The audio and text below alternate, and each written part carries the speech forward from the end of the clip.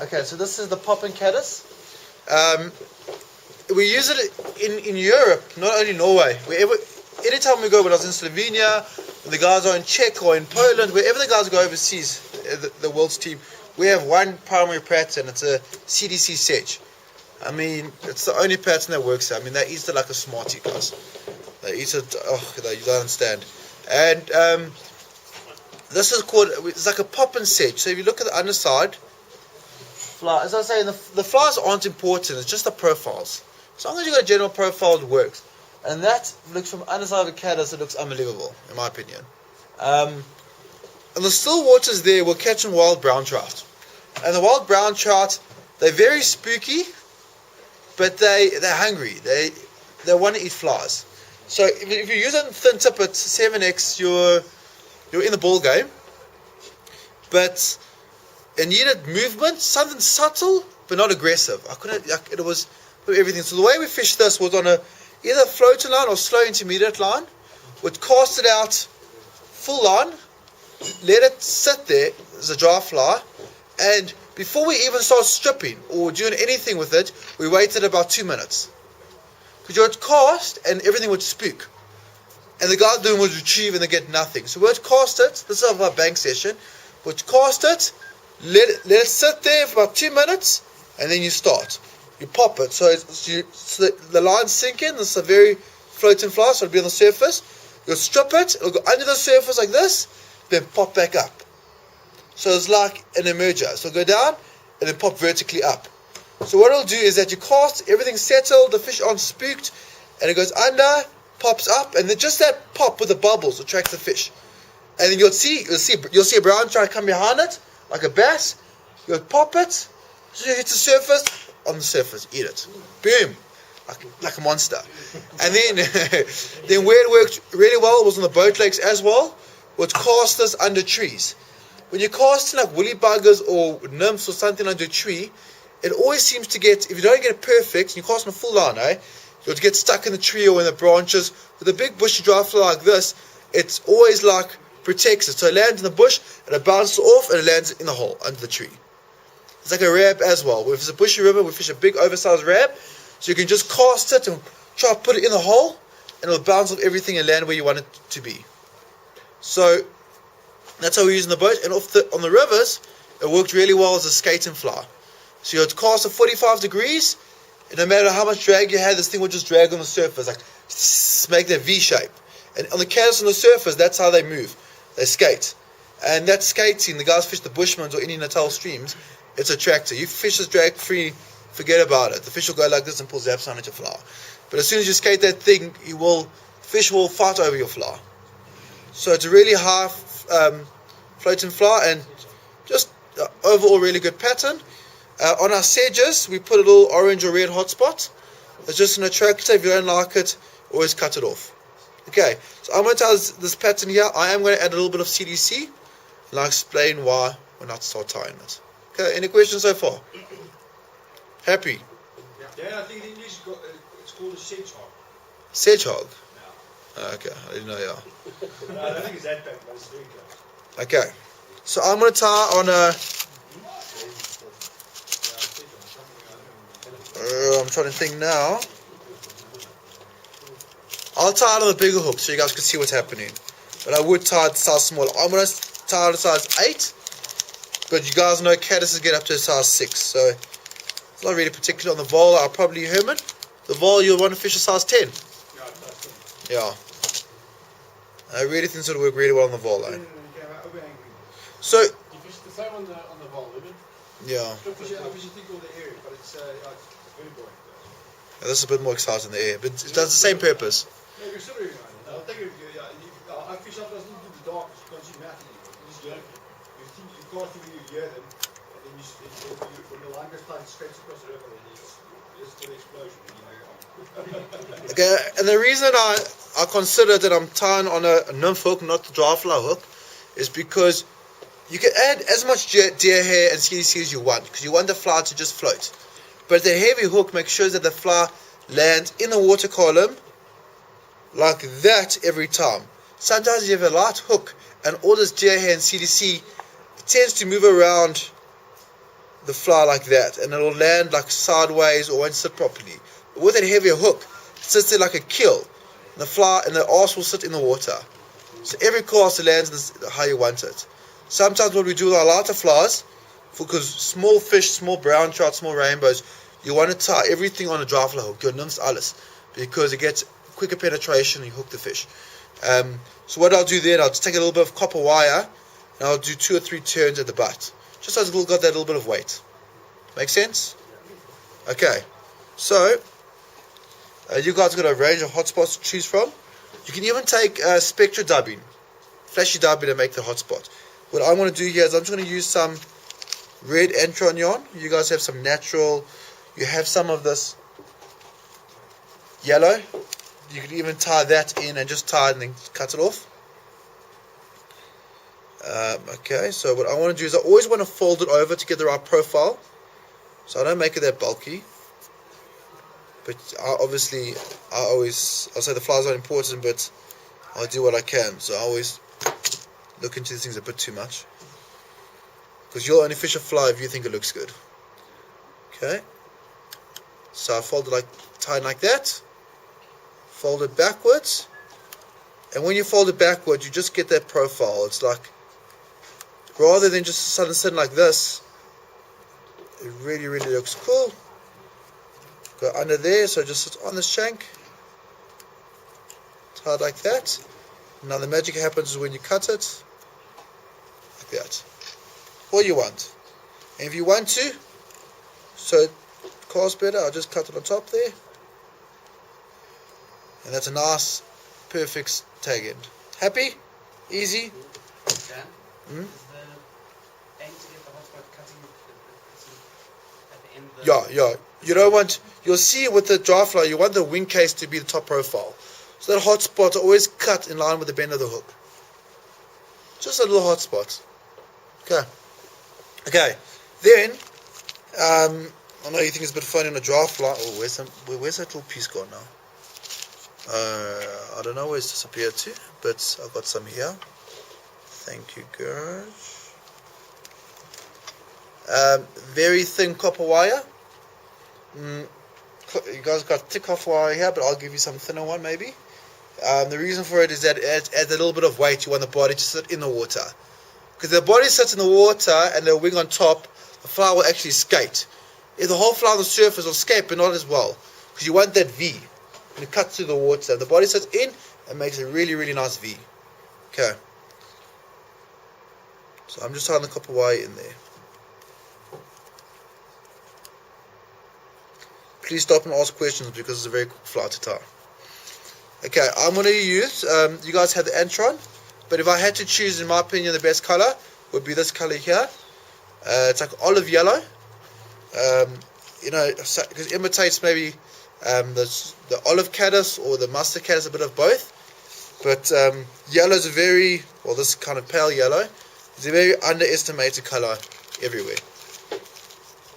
So you don't have to be fancy with this. Just put it on the... You want to have a little bit of meat, but you don't want it to be chunky.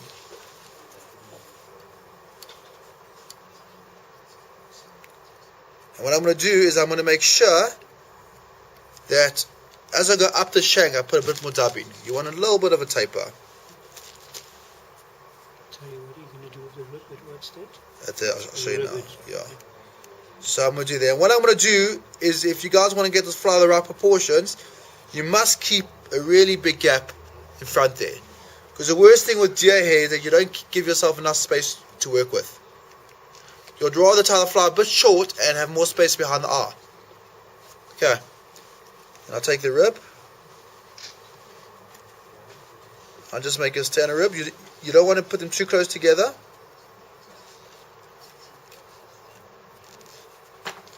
So it's very easy. Very simple. What I am going to do is, I'll do it with all my flies just because it really looks cool. You get a Dr. Sticks tool called a dubbing brush. It's got Velcro on it. All my caps at home have dubbing on. So what I'm going to do, but it's very important the way I do this, you scruff it out to make it look natural. But I make sure all the dub in our scruff is going to face upwards. It's not going to face down and across. You push everything up on top of the flour. So it looks a bit scruffy and natural, but you haven't got all the feeders in the water. You want it to be a nice V. You want everything to be... Otherwise, what you can always do is... I don't have to do it because I've put it up. You just cut everything on the bottom. And when you do that, the segmentation show up much better. Okay, now comes the nice part. Okay. I'm obsessed with CDC now. I promise you, the fish in Europe just eat CDC. You can put a feather on a hook and they'll eat it. Here, fish aren't that picky. They're uneducated. They're uneducated. They haven't heard of the CDC. They're old school.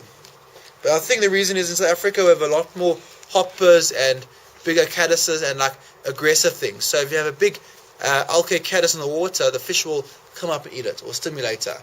But there, everything's a bit more subtle, you know. And I see a lot more pressure, those waters than our waters.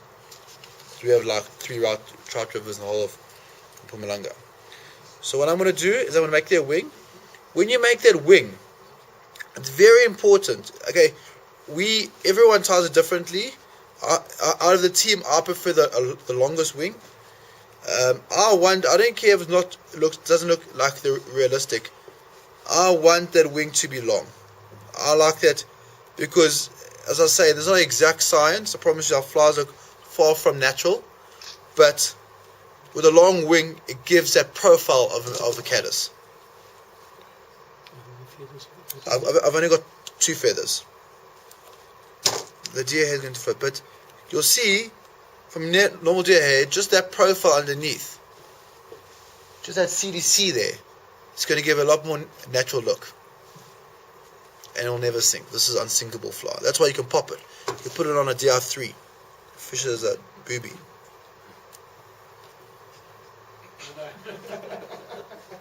What did you say? So you're actually being serious? Yeah, I am. I mean, a lot of the time now we're using these bigger, basically mudler patterns as a booby for a wash and line. Rather have this one than a pink booby. It's a bit more natural. Okay, then comes my favorite part. I'm not the greatest deer hair tyer in the world, but I can try. And I hope your fly will look neat to the mouth. Hey? I get Gary's deference to tie my flies for me, so it's much easier. And I'm not joking. Okay, so I'm just going to use normal deer hair. Oh, this is a clip springer, hey, Richard? Okay, I'll tie a clip springer. Okay, I'm not going to... Okay, stick deer hair. Okay, so the most important thing is one thing that, with a pattern like this, you want the tips of this deer hair to be straight. So it's very important you use a deer hair stacker made by Dr. Slick. Okay. Slick one you slipped in there. Okay. The slick one you slipped in there. Yeah. I'll be sponsor hooks so I can use the marketing experience. Okay. So what I'm going to do here is very important is that you hold the back feathers and you don't want it bulky. You just want the fibers. You want the tip fibers to be the base fibers. You don't want these half fibers in between. So I just go like this and I just pick out there, hold the tips and I pick out there. And I check, is that enough? Do I want more? Do I need less? Always put more, so you always pick out. That's about perfect. Well, I think it's pretty good. Okay. So I'm going to tie that in, same length in the CDC.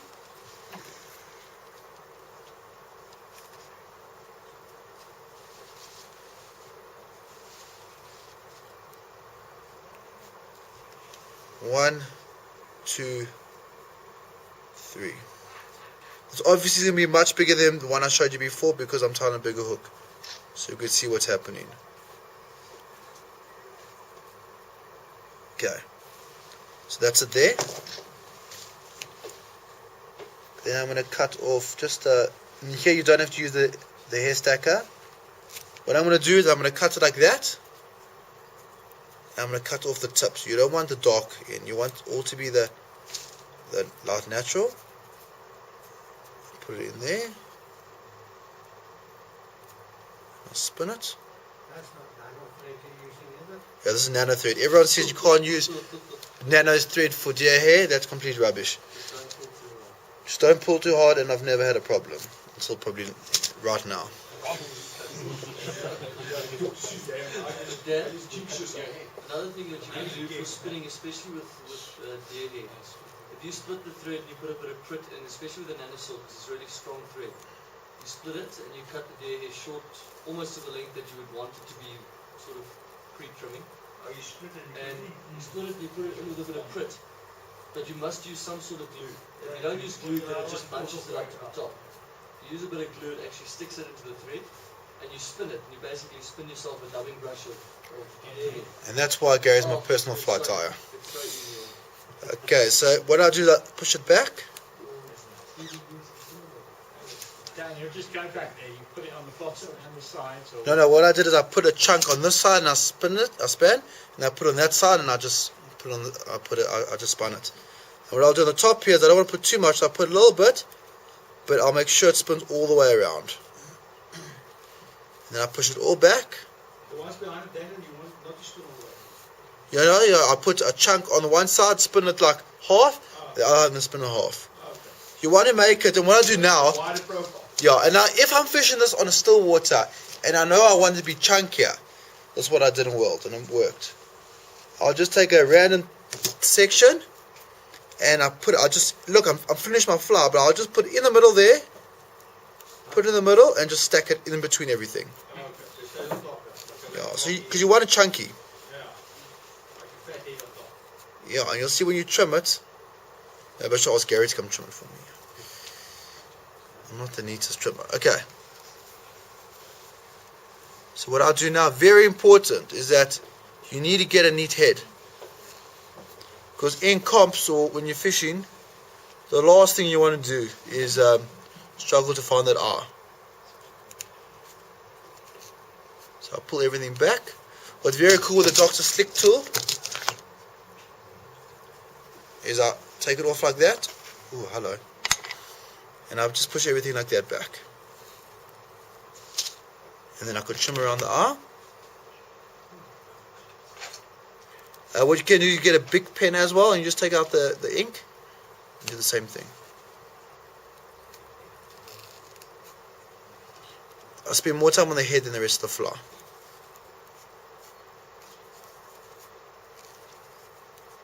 Problem is that you make it so bulky that there's just so much deer hair in the way. Okay. My tiny whip finish tool.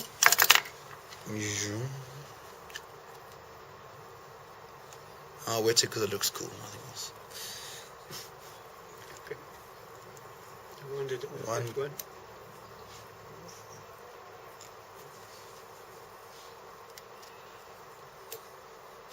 And please guys, tie off before you start cutting that deer hair.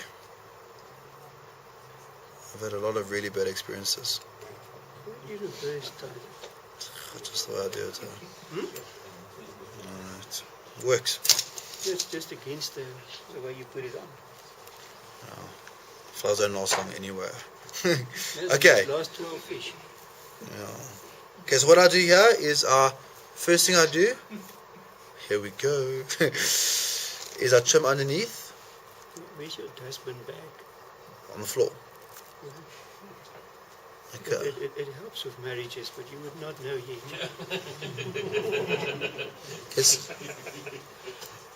So very importantly, is at the bottom of the flower you cut flush. The rest of it you'll do the comb. It's better if you have a menorah blade, but cut the flush underneath because you want it to skate. And that's the easy part. Okay, thanks guys, enjoy your tying. Okay, so now why I said to you that it's important that you, when you spin it, to just use the white part of the bottom of the deer hair, not the tip, because when you trim it now, it's much easier to identify what to trim and what not to trim. I'm very bad like that.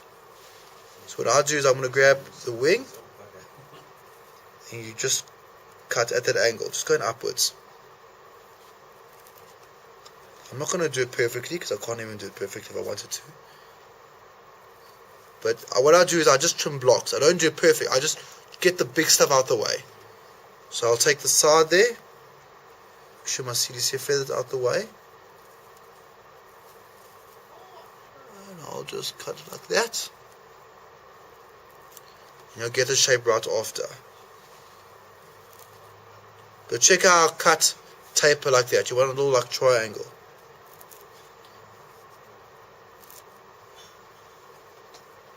So this obviously will look like a bit like a muddler because it's so tied on a very oversized hook.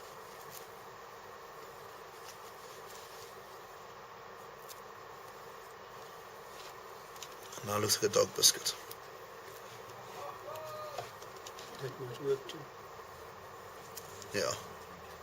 What's very cool is if you put your scissors right on the eye of the hook, you trim it. You really see that taper.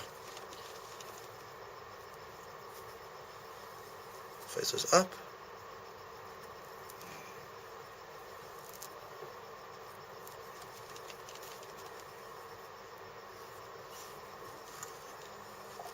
Okay, that's not looking like it's meant to look.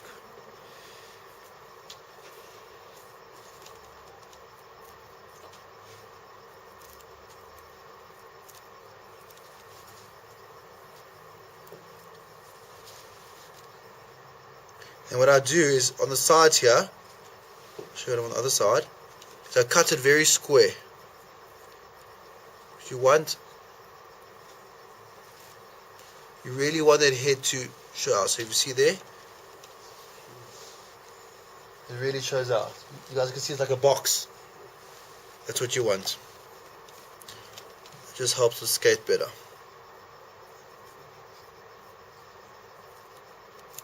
You can sit and get as perfect as you want to, but at the end of the day, all you want is that profile. So I'll only show you the one side now because I'm not going to waste your time to do the other one. But that's the profile you want in that flower. You'll see that the CDC really does something for that flower. So it's a very simple, easy pattern.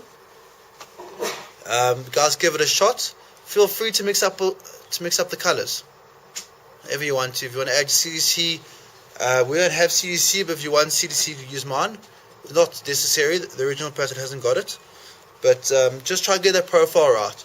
Try to get that boxed head, that long wing. If you guys want to see how long that... you can't really see it. But it's about...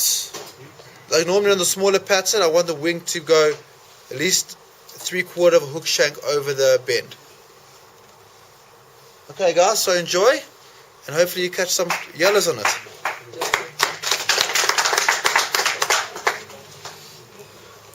How much disease have you had on dry some yellows? Plenty. Is it?